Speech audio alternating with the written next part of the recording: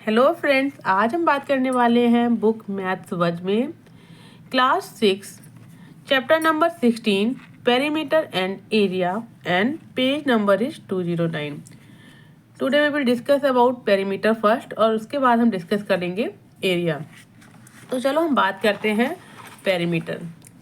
ठीक है, क्या होता है पेरीमीटर? एक्चुअली ये जो क्वेश्चन है ये बहुत आता है एग्जाम में, पेरीमीटर एंड एरिया। और जब भी हम इसको फाइंड आउट करते हैं बिफोर वी शुड नो कि पेरीमीटर जो है हम कहाँ और किस फिगर में निकाल सकते हैं। ठीक है, तो सबसे पहले समझेंगे what is perimeter. The length of the boundary of a closed figure mean जो भी फिगर है that should be closed is called the perimeter of the figure. Look at here. ठीक है, ये क्या है आपका?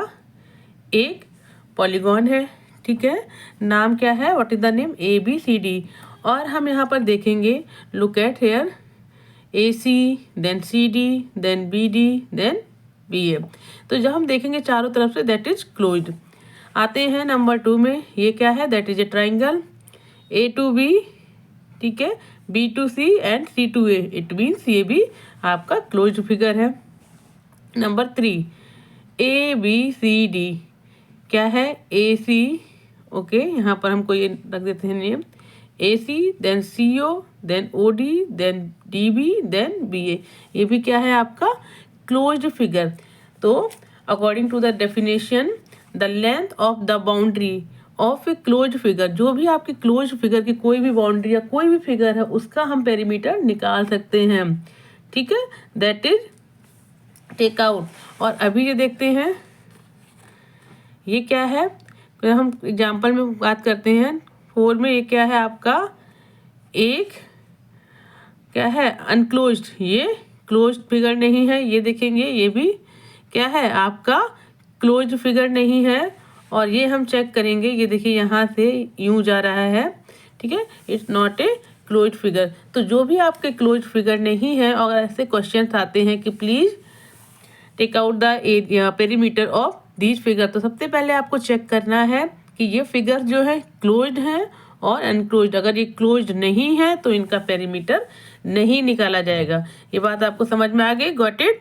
अगर आपको समझ में आ रहा है देन प्लीज कमेंट में कि आपको ये समझ में आ रहा है।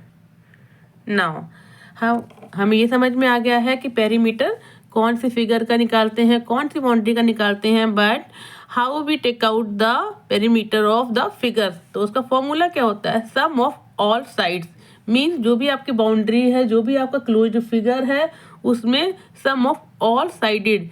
ठीक है, जो भी आपकी साइड्स है उन सबका एडिशन इज कॉल्ड पेरीमीटर। ठीक है, ये मैं आपको दिखा रही हूँ 3 फिगर्स, ऑल आर क्लोज्ड। ये क्या है? What is this is a triangle, this is a square and this is a rectangle.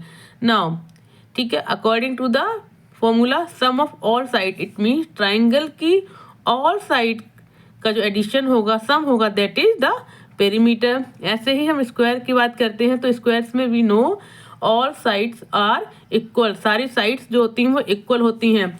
तो सपोज यहाँ पर हमने 4L क्यों लिखा है? Because L plus L plus L plus L, क्योंकि ऑल साइड्स आर इक्वल।